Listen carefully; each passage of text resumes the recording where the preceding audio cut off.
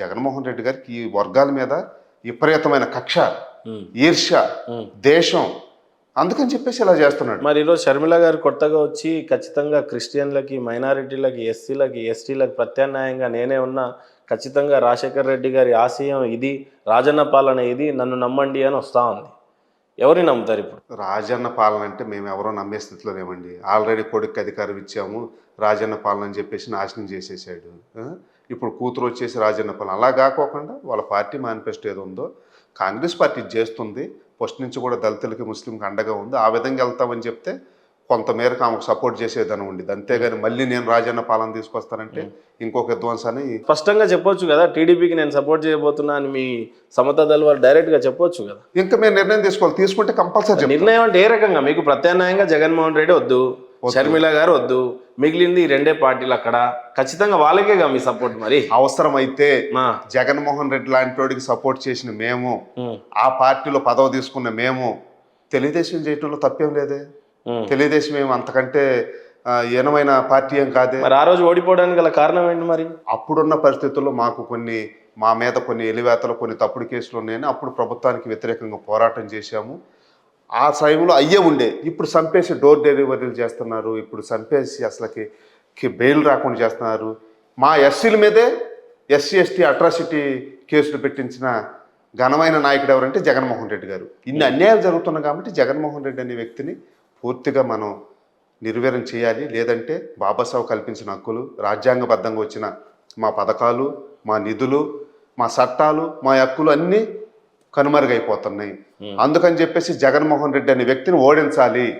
జగన్మోహన్ రెడ్డిని కనుక ఓడించకపోతే రేపు రాబోయే ఏ పార్టీ అయినా సరే, అరే మిమ్మల్ని చంపేసి డోర్ డెలివరీ చేసినా కానీ మీరు నాకు ఓటేశారు, మీ పథకాలు తీసేసినా నాకు ఓటేశారు, మీ హక్కులు నిర్వీర్యం చేసినా నాకు ఓటేశారు, మీ నిధులు దారి మళ్లించిన నాకు ఓటేశారు, మీరు ఏమైనా చేసుకోండి, నేను ఇలాగా ఉంటానని అంటాడు. రాబోయే పార్టీలు కూడా ఆడికే ఓటేసినోడు ఇంకా మనకేం చేస్తారు, అసలు వీళ్ళు పట్టించుకోవాల్సిన అవసరం లేదు అనే ఆలోచనకు వస్తారు. అందుకని మన మనుగడ కొనసాగాలంటే జగన్మోహన్ రెడ్డిని తప్పనిసరిగా ఓడించాలి. అప్పుడే కనీసం రాబోయే పార్టీలు ఏదైనా వీళ్ళకి ఇలివి ఇవ్వాలి, గౌరవం ఇవ్వాలనే ఒక భయంతోనన్నా ఉంటారు. అది చేయటం కోసమే సుబ్లీ గారు మేము కూడా మాట్లాడుకున్నాము. మనం ఒక బలంగా ఎదగాలి, ఒక బలమైన శక్తిగా ఉండాలి. అవసరమైతే చేయొచ్చు తెలుగుదేశాన్ని కూడా, దాంట్లో తప్పేం లేదే. జగన్మోహన్ రెడ్డికి సపోర్ట్ చేసినప్పుడు తెలుగుదేశం చేయడం తప్పే ఉంది.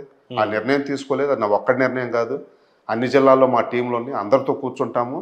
మేము ఒక ఆలోచనకి వెళ్తున్నాం ముందు నుంచి కూడా. పోయినసారి వైసీపీ సపోర్ట్ చేయడానికి కూడా బుద్ధుడు ఏదైతే నిర్ణయం తీసుకుంటాడంటే, ఇప్పుడు 5గురు ఉన్నారంటే 3 ఏదైతే మెజారిటీ నిర్ణయం తీసుకుంటే దాని ప్రకారం మేము సపోర్ట్ చేస్తాం, కొంత విభేదించే వాళ్ళు ఉన్నా కానీ. అదేవిధంగా మా జిల్లా కమిటీ అందరూ కూర్చోబెడతాము. మరి మనం వ్యతిరేకిస్తున్నాం, చేయాలంటే చేస్తాం, దాంట్లో డైరెక్ట్గా చెప్తాము. దాంట్లో విభేదించాలి. మీకు రేంజర్ల రాజేష్కి సంబంధం ఏంటి? మాట్లాడుకుంటారా? మాట్లాడతాం. రేంజర్ల రాజేష్ సౌత్ ఇండియా అధ్యక్షుడిగా ఉన్నాడు. మా సమతా సన్నిధుల్లో మంచి యాక్టివ్గా ఉంటాడు. జనాల్లో పాటల ద్వారా, తన వాగ్దాటి ద్వారా ముందుకెళ్తాడు. ఆంధ్రాలో కూడా చాలా కార్యక్రమాలకు వస్తాడు. సో ఆయనకు మేము ఎప్పుడు సపోర్ట్ కొన్నాం, మాకు కూడా అండగానే ఉంటాడు. ఆయన కూడా రేపు రాబోయే ఎలక్షన్ కూడా ఆంధ్రాకు కూడా తీసుకొస్తాము. ఆయన ద్వారా కూడా మేము ప్రచారం చేపిస్తాం. ఇక్కడ మాలా మాదికల కోసమో లేకపోతే దళిత బిడ్డల కోసమో పోరాడుతున్నారు కదా మీరు. మరి రేంజర్ల రాజేష్ ఎందుకు దేవుడు ఉన్నాడు లేడు ఇవన్నీ ఎందుకు మాట్లాడతాడు? మరి ఎవరన్నా అడిగారా మీరు?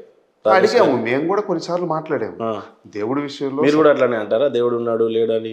దేవుడు అనే విషయం వచ్చినప్పుడు అది పక్కన పెడితే ఇప్పుడు అనవసరం అనుకుంటున్నాను నేనైతే. దేవుడి విషయం మీద ఇంకోసారి మనం డిబేట్ చేయొచ్చు. అది ఎవరి నమ్మకాలు ఆడుకుంటాయి. నమ్మకాలను బట్టి వెళ్ళటం వేరు, మూర్ఖత్వంగా ప్రవర్తించడం వేరు. ఎదుటి వాళ్ళ మీద ఉన్న సమస్యలు మీరు పోరాడుతున్నట్టు రేంజర్ల రాజేష్ పోరాడవచ్చు కదా. దేవుడు ఉన్నాడు లేడు దాంతో ఏమొస్తుంది? ఆయన నిరూపించాలనుకుంటున్నాడు కొన్ని, ఆ విధంగా ఆయన చేస్తున్నాడు. కొన్ని విషయాలు ఆయన కూడా పోరాటం చేస్తున్నాడు. అక్కడ అన్యాయం జరిగింది దళితుల కంటే ఆయన కూడా తెలంగాణలో చాలా చేశాడు. బాబాసాహెబ్ విగ్రహాలు పెట్టనివ్వకపోతే అక్కడికి వెళ్ళారు, కొంతమందిని చంపేసినప్పుడు చేస్తున్నారు. అన్ని చేసుకుంటే దీంట్లో కూడా మరీ మూర్ఖంగా వెళ్తున్నారు అనే విషయంతో దీంతో డిబేట్ చేస్తున్నారు. ఫైనల్గా దళిత బిడ్డలందరికీ, ఆంధ్రప్రదేశ్ దళిత బిడ్డలందరికీ మీరు ఏమని ఉపన్యాసం ఇద్దాం అనుకుంటున్నారు? జగన్మోహన్ రెడ్డి అనే వ్యక్తి లాంటి వాళ్ళు వస్తారు రాబోయే కాలంలో అని చెప్పేసి బాబాసాహెబ్ డాక్టర్ బిఆర్ అంబేద్కర్ గారు ఎంత డబ్బుండోడైనా, ఎంత అహంకారైనా, ఎంత విధ్వంసం సృష్టించే వ్యక్తి అయినా, ఎవరు వచ్చినా కానీ ఆఖరికి వాడిని ఇంటికి పంపించే ఒక అమూల్యమైన ఆయుధాన్ని బాబాసాహెబ్ డాక్టర్ బిఆర్ అంబేద్కర్ మనకి ఇచ్చాడు. ఓటు అనే ఒక హక్కును మనకు కల్పించడం జరిగింది. ఏ ఓటు ద్వారా అయితే జగన్మోహన్ రెడ్డిని ఈ స్థాయికి తీసుకొచ్చామో అదే ఓటు ద్వారా ఆంధ్రప్రదేశ్లో ఉన్న దళితులకు కానీ ముస్లింలు కానీ మేము ఒక పిలుపుని తెలుసుకున్నాం సమతా సైనికుల ద్వారా. నిజాన్ని తెలుసుకోండి.